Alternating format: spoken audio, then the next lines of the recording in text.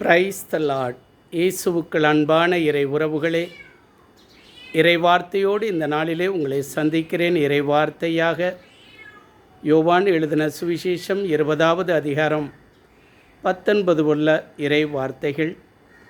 இன்று வாரத்தின் முதல் நாள்.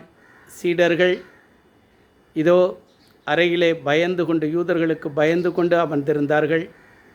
அந்த இடத்துல இயேசு வந்து உங்களுக்கு அமைதி உரித்தாகுக என்று கூறுகிறார்.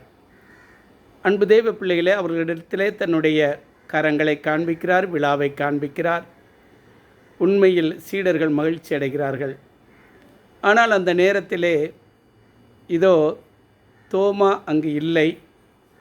அப்பொழுது சீடர்கள் சொல்கிறார்கள் தோமாவிடத்திலே, நாங்கள் இயேசுவை கண்டோம் என்று.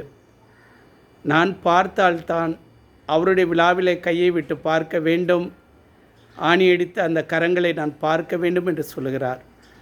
பின்பு மீண்டும் அவர்கள் கூடியிருந்தபோது இயேசு வந்து தோமாவிடத்தில் காண்பிக்கிறார்.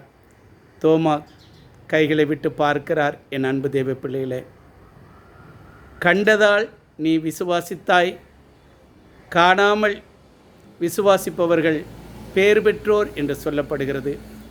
ஆம் அன்பு தேவ பிள்ளைகளே, இன்றைக்கு நாம் காணாமல் இயேசுவை விசுவாசிப்போம்.